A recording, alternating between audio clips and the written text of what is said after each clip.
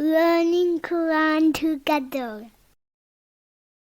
بسم اللہ الحمدللہ والصلاۃ والسلام علی رسول اللہ۔ سورہ الشعراء آیت 36۔ قولو ارجہ، انہوں نے کہا آپ اسے مہلت دیں، واخاہو اور اس کے بھائی کو، وابعث فی المدائن اور شہروں میں بھیج دیں، حاشرین اکٹھے کرنے والے۔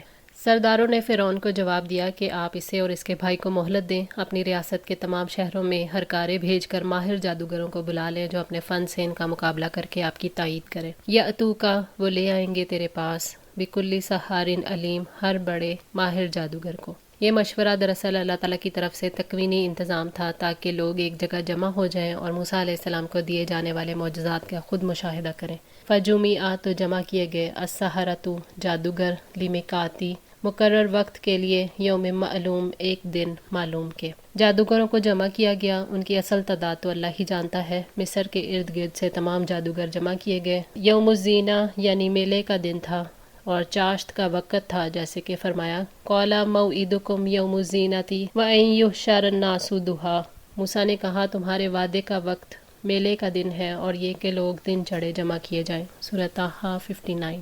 وقیل للناس، اور لوگوں سے کہا گیا، هل انتم مجتمعون، کیا تم جمع ہونے والے ہو؟ لوگوں کو حاضری کے لیے اس لیے کہا گیا تاکہ جادوگروں اور موسیٰ علیہ السلام کے مقابلے کو سب دیکھ کر فرعون پر یقین کر سکے، اور اس دن سب لوگ جمع ہو گئے تھے۔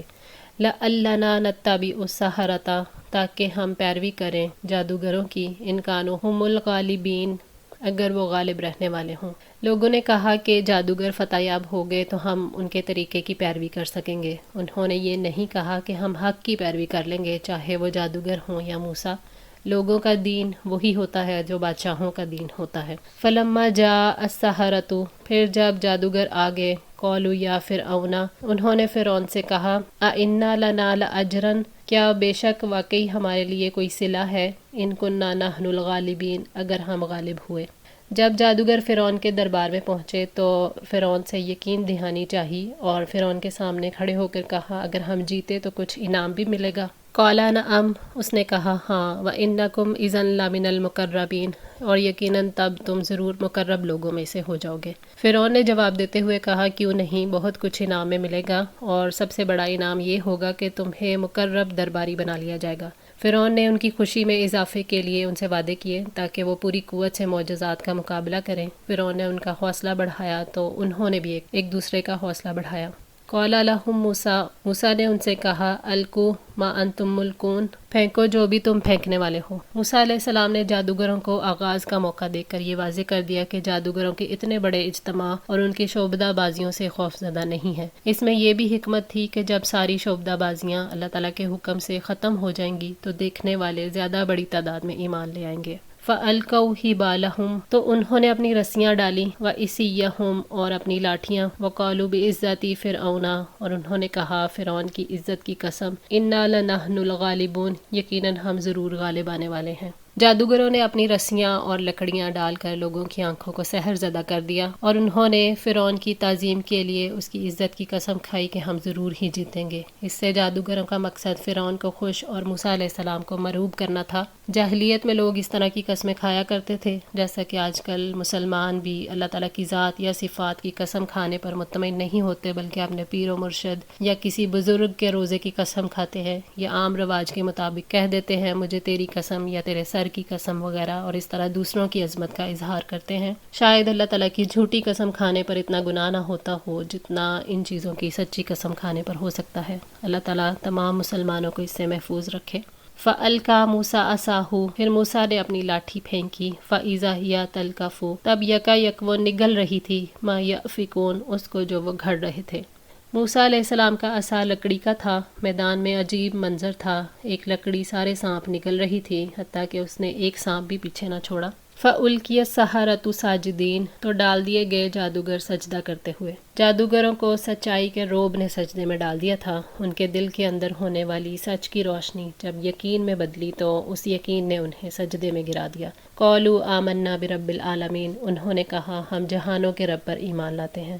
جادوگروں نے کہا کہ ہم رب العالمین پر ایمان لائے جو سارے جہانوں کا پروردگار ہے۔ یہ بڑی معقول دلیل تھی، لاجواب کر دینے والی حجت تھی۔ جن لوگوں سے فرعون اپنی حمایت کروا رہا تھا وہ اللہ کے نبی کے سامنے ہار گئے اور سچائی ان کے دلوں میں سما گئی۔ ربی موسیٰ و ہارون، موسیٰ اور ہارون کے رب پر۔ رب کا تعارف موسیٰ علیہ السلام اور ہارون علیہ السلام نے کروایا تھا، اسی لیے جادوگروں نے موسیٰ علیہ السلام پر ایمان لاتے ہوئے کہا کہ ہم موسیٰ اور ہارون کے رب پر ایمان لے آئے۔ سارے جہان کے مالک کے ساتھ جو موسیٰ اور ہارون کا رب ہے، یہ انہوں نے اس لیے کہا کہ کہیں فرعون کو شبہ نہ ہو کہ انہوں نے اس کو سارے جہان کا مالک قرار دیا ہے، کیونکہ وہ بھی اپنے آپ کو رب کہلواتا تھا۔ قال آمنتم، اس نے کہا تم اس پر ایمان لے آئے، قبل ان آذن لکم، اس سے پہلے کہ میں تمہیں اجازت دوں، انہ لکبیرکم، یقیناً وہ ضرور تمہارا بڑا ہے، الذی علمکم السحر، جس نے تمہیں جادو سکھایا ہے، فلسوف تعلمون، سو بے شک جلد ہی تم جان لوگے۔ جادوگروں کا جرأت مندانہ اقدام دیکھ کر فرعون اور اس کی قوم حیران رہ گئے، کہنے لگا بغیر میری اجازت اور مشورے کے تم کیسے ایمان لے آئے؟ فرعون نے کہا یہ تمہاری ملی بھگت ہے، یہ تمہارا استاد ہے جس نے تمہیں جادو سکھایا ہے۔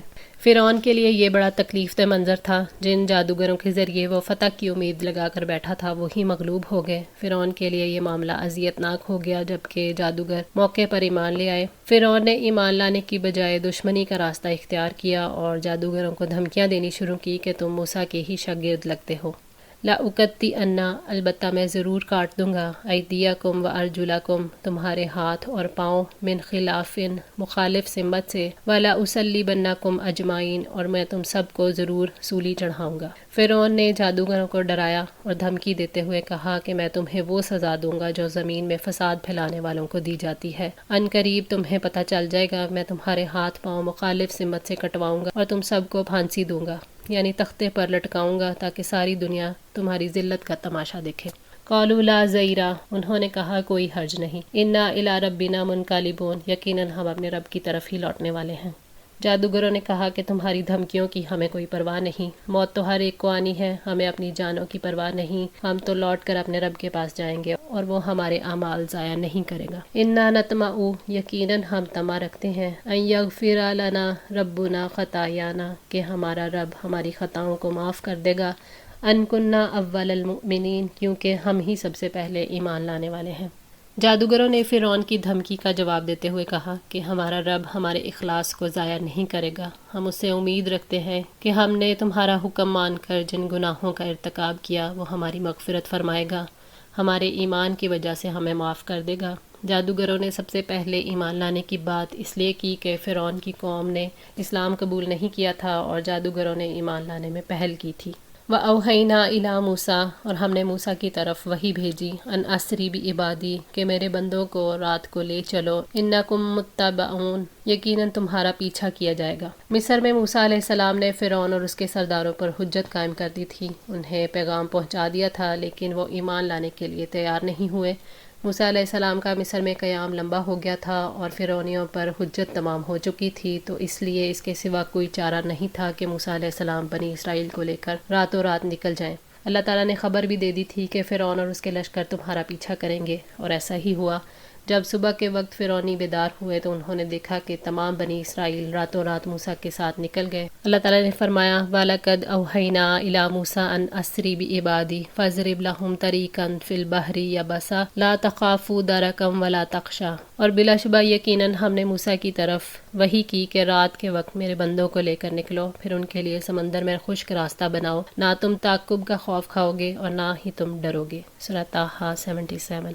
فَأَرْسَلَ فِرْعَوْنُ، تو بھیجا فرعون نے، فِی الْمَدَائِنِ، شہروں میں، حاشرین، اکٹھا کرنے والوں کو۔ فرعونیوں نے صبح کو دیکھا کہ سارا شہر خالی پڑا ہے، ایک بھی اسرائیلی نہیں رہا، تو انہوں نے فرعون کو خبر دی۔ اس کا غصہ بھڑک اٹھا اور اس نے ایک لشکر تیار کرنے کے لیے شہروں میں ہرکارے بھیجے۔ اِنَّ ہَؤُلَاءِ، یقیناً یہ لوگ، لَشِرْذِمَةٌ، البتہ ایک جماعت ہے، قلیلون، تھوڑی سی۔ فرعون نے قوم کا حوصلہ بڑھانے کے لیے لشکر میں اعلان کیا کہ یہ بنی اسرائیل تو تھوڑے سے لوگ ہیں جنہوں نے ملک میں بدامنی پھیلا رکھی ہے اور ملک کو ان سے خطرہ ہے۔ فرعون نے مصریوں کا حوصلہ بڑھانے اور بنی اسرائیل کی تحقیر کے لیے ان کی تعداد کو کم کر کے بتایا۔ وَإِنَّهُمْ، اور بلا شبہ وہ، لَنَا لَغَائِظُونَ، ہمیں ضرور غصہ دلانے والے ہیں۔ فرعون نے کہا کہ بنی اسرائیل کے مصر سے بھاگنے نے ہمیں سخت غضب میں مبتلا کر دیا ہے، ہمارے غلام ہم سے بھاگ گئے، اس لیے ہم پر لازم ہے کہ ہم اپنے غلاموں پر غصہ نکالیں۔ آج کے لیے اتنا ہی۔ دعا ہے اللہ تعالیٰ ہماری اس کوشش کو قبول فرمائیں، ہماری غلطیوں کوتاہیوں کو معاف فرما کر ہماری اصلاح فرمائیں۔ جزاکم اللہ خیر، والسلام علیکم ورحمۃ اللہ وبرکاتہ۔